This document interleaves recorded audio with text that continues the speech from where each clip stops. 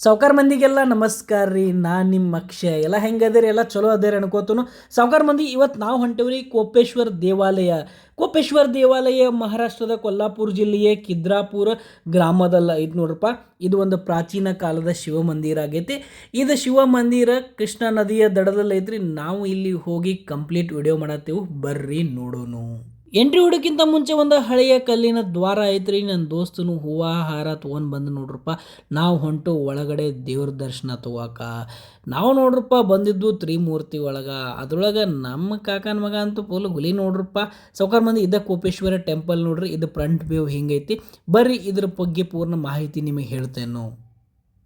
ಕೋಪೇಶ್ವರ ಅಂದರೆ ಏನಂದ್ರಪ್ಪ, ಕೋಪಗಂಡ ಈಶ್ವರ ಅಂತ ನೋಡ್ರಿ. ಇದು 12ನೇ ಶತಮಾನದಲ್ಲಿ ಶಿಲಾಹಾರ ರಾಜ ಗಂಡರಾದಿತ್ಯನಿಂದ ನಿರ್ಮಾಣವಾಗಿತ್ತು ರೀ. ಇದು ಕೃಷ್ಣಾ ನದಿಯ ದಡದಲ್ಲಿ ಐತೆ ನೋಡ್ರಿ. ಈ ದೇವಾಲಯ 1109ರಿಂದ 1178 ನಡುವೆ ನಿರ್ಮಾಣವಾಗಿ ಶಿಲಾಹಾರ ಸಾಮ್ರಾಜ್ಯದ ಕಾಲದಲ್ಲಿ ಮಾಣಿಕ ಕಥೆಯ ಪ್ರಕಾರ ದಕ್ಷಿಣ ಯಜ್ಞದಲ್ಲಿ ಶಿವನ ಕೋಪದಿಂದ ಈ ಹೆಸರು ಬಂದಿತ್ತಂತ್ರಿ. ವಿಷ್ಣು ಅದರಲ್ಲ ಅವರ ಶಿವನನ್ನು ಶಾಂತಗೊಳಿಸಲು ಈ ಸ್ಥಳದಲ್ಲಿ ತಂದಿದ್ರಂತ ನೋಡ್ರಿ. ಇದ್ರ ಇತಿಹಾಸ. ದೇವರ ಗುಡಿ ಅಂತೂ ಸಾವ್ಕಾರ ಮಂದಿ ನೋಡಾಕ ಬೆಂಕಿ ಐತ್ರಿ. ಮತ್ತು ನಿಮ್ಗೆ ಹೇಳ್ಬೇಕಂದ್ರೆ ಇದ್ರ ವಾಸ್ತುಶಿಲೆ ಆಗಲ್ರಿ ಅಥವಾ ಶಿಲ್ಪಕಲಾ ಆಗಲ್ರಿ, ಇದ್ರ ಕೆತ್ತನೆಗಳಾಗಲಿ ಇದೆಲ್ಲ ನೋಡ್ರಿ ಏನು ಅನ್ಸತ್ತಂದ್ರೆ ರೀ, ನಮ್ಮ ಹಿರಿಯರು ಎಷ್ಟು ಚಂದ ತಮ್ಮ ವಾಸ್ತುಶಿಲ್ಪವನ್ನು ಮೂಡಿಸಿರ ಅನ್ನೋದು ನೋಡಿ ಭಾರಿ ಅನಿಸ್ತೈತೆ ನೋಡ್ರಪ್ಪ. ನಾವು ಬಂದ ಮೇಲೆ ಫಸ್ಟ್ ದೇವರ ದರ್ಶನ ತೊಗೊನು ಅಂತೇಳಿ ಬಂದೂರಿ. ಯಾಕಂದ್ರೆ ನಮ್ಮ ದೋಸ್ತದನ್ರಲ್ಲ ಇವ ಫುಲ್ ಶಿವಭಕ್ತ ನೋಡ್ರಿ. ಶಿವನ ಆರಾಧನೆಯನ್ನು ಯಾವತ್ತೂ ಮಾಡ್ಕೊತಿರ್ತಾನೆ. ಅದರ ಸಲುವಾಗಿ ಪೈಲ ದೇವರ ದರ್ಶನ ತೊಗೊಂಡು ಆಮೇಲೆ ಮುಂದಿನ ನಾವು ವಿಡಿಯೋ ಮಾಡೋದನ್ನು ನಡೆಸಿದ್ವಿ ರೀ. ನಮ್ಮ ಹಳೆಯ ದೇವಾಲಯಗಳನ್ನ ಸಾವ್ಕಾರ ಮಂದಿ ನಾವು ನೋಡ್ಬೇಕಂದ್ರೆ ಒಂದು ಕೆಟ್ಟ ಏನು ಅನ್ನಿಸ್ತೈತೆ ಅಂದ್ರಪ್ಪ, ಇದ್ರ ಮೇಲೆ ಆಕ್ರಮಣಕಾರಿಗಳ ಆಕ್ರಮಣ ಮಾಡಿ ಈ ಎಲ್ಲ ನಾಶ ಮಾಡಕ್ಕೆ ನೋಡಿದ್ರಿ. ಎಷ್ಟೆಲ್ಲ ಯಾರೇನು ನಾಶ ಮಾಡಕ್ಕೆ ನೋಡಿದ್ರು ಇದಕ್ಕೆಲ್ಲದಕ್ಕೂ ಬಗ್ಗಲ್ದ ನಮ್ಮ ದೇವಾಲಯಗಳು ಏನು ನಿಂತಾವ್ರಲ್ಲ, ಅದಕ್ಕೆ ಒಂದು ನಂದು ಸಲ್ಯೂಟ್ ನೋಡ್ರಿ. ಯಾಕಂದ್ರೆ ನಾನು ನೋಡಿನ್ರಿ, ನೋಡ್ರಿ ಇವೆಲ್ಲ ಕೆತ್ತಿರುವ ಕಲ್ಲುಗಳನ್ನು ಹೆಂಗೆ ಒಡ್ಯಾಕೆ ಟ್ರೈ ಮಾಡಿದಾರೆ ಅಂದ್ರೆ ರೀ, ಇದೆಲ್ಲ ನಮ್ಮ ಕಲೆಯನ್ನು ನಮ್ಮ ಸಂಸ್ಕೃತಿಯನ್ನು ಮುಚ್ಚಿಸಲುವಾಗಿ ಮಾಡಿರುವಂಥದ್ರಿ. ಆದರೂ ಇದೆಲ್ಲವನ್ನ ತಡೆದು ನಿಂತ ನಮ್ಮ ದೇವಾಲಯ ತನ್ನ ಪ್ರಾಚೀನ್ಯತೆಯನ್ನು ಹಬ್ಬ ಆತೈತೆ ನೋಡ್ರಪ್ಪ. ಅದ ಒಂದು ದೊಡ್ಡ ವಿಶೇಷತೆ ರೀ. ಸಾವ್ಕಾರ ಮಂದಿ, ಈ ದೇವಾಲಯದ 4 ವಿಭಜನೆಗಳದಾವ್ರಿ. ಅವು ಏನಪ್ಪ ಅಂದ್ರೆ, ಒಂದು ಸ್ವರ್ಗ ಮಂಟಪ ಅಂಥೇಳಿ, ಮತ್ತೊಂದು ಸಭಾ ಮಂಟಪ, ಮತ್ತೊಂದು ಅಂತರಾಳ ಕಕ್ಷ, ಮತ್ತು 4ನೇದ್ರಿ ಗರ್ಭಗುಡಿ ರೀ. ಇದು ಗರ್ಭಗೃಹ ಅಂತಾರೆ. ಇವು 4 ಭಾಗಗಳಲ್ಲಿ ವಿಭಜಿತವಾಗಿತ್ತು ನೋಡ್ರಿ. ಈ ದೇವಾಲಯದ ಮತ್ತೊಂದು ವಿಶೇಷತೆ ಏನಪ್ಪ ಅಂದ್ರೆ, ಇಲ್ಲಿ ಶಿವ ಮತ್ತು ವಿಷ್ಣು ದೇವರು ಒಂದೇ ಗರ್ಭಗುಡಿಯಲ್ಲಿ ಇರುವುದು ನೋಡ್ರಿ. ಇದು ವಿಶೇಷತೆ ಈ ದೇವಾಲಯದ.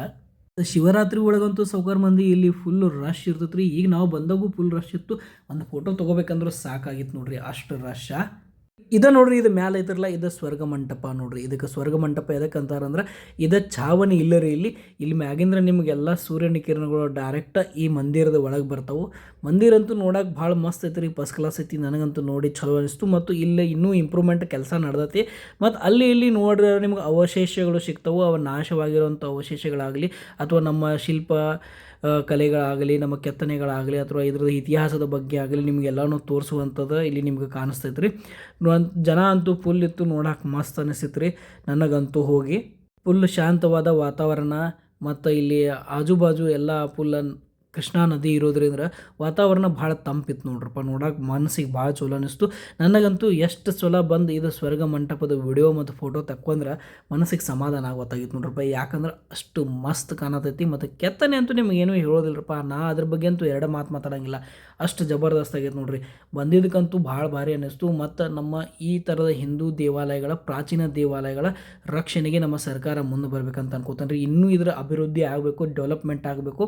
ಮತ್ತು ಇದರ ಬಗ್ಗೆ ನಮ್ಮ ಎಲ್ಲ ಜನ ಅರಿತುಕೊಂಡ, ಇದ್ರ ಇತಿಹಾಸದ ಬಗ್ಗೆ ತಿಳ್ಕೊಂಡ, ಅದನ್ನು ಆ ಥರ ಗೌರವ ಕೊಟ್ಟ ನಾವು ಮುಂದೆ ನಡ್ಸ್ಕೊಂಡು ಹೋಗ್ಬೇಕಾಗ್ತದೆ ರೀ. ಯಾಕಂದ್ರೆ ಪೀಳಿಗೆಯಿಂದ ಪೀಳಿಗೆ ನಾವು ಇದನ್ನೆಲ್ಲ ಹೋಗಿ ನಮ್ಮ ಇತಿಹಾಸವನ್ನು ಸಾರಬೇಕಾಗ್ತದೆ ರೀ. ಹಂಗೆ ಹೇಳ್ಕೊತ ನಾವು ಹೊಂಟು ಮನೆಗೆ ರೀ. ನಾನು ವಿಡಿಯೋ ಚಲೋ ಆದರೆ ನೀವು ಲೈಕ್ ಮಾಡಿರಿ, ಶೇರ್ ಮಾಡಿರಿ, ಸಬ್ಸ್ಕ್ರೈಬ್ ಮಾಡಿರಿ, ಮತ್ತು ಕಮೆಂಟ್ ಮಾಡಿರಿ. ಹೋಗುವಾಗ ಹಾದ್ಯಾಗ ನೋಡ್ರಿ ಸಾವ್ಕಾರ ಮಂದಿ ಕೃಷ್ಣಾ ನದಿ ಸಿಗ್ತೈತಿ. ಕಾಕ ನೋಡ್ರಿ ಇಷ್ಟು ತಂಡ್ಯಾಗ ಫುಲ್ಲ ನಾವು ಹತ್ರದ ನೀರಿನಾಗ ಜಳಕ ಮಾಡಕತ್ತನೋ ಬೆಂಕಿ ಅನ್ಕೊಂಡ್ರಿ ಕಾಕಾನ. ಇಷ್ಟು ಹೇಳಿ ನಾನು ನಡಿತೇನೆ ರೀ. ನಮಸ್ಕಾರ ರೀ.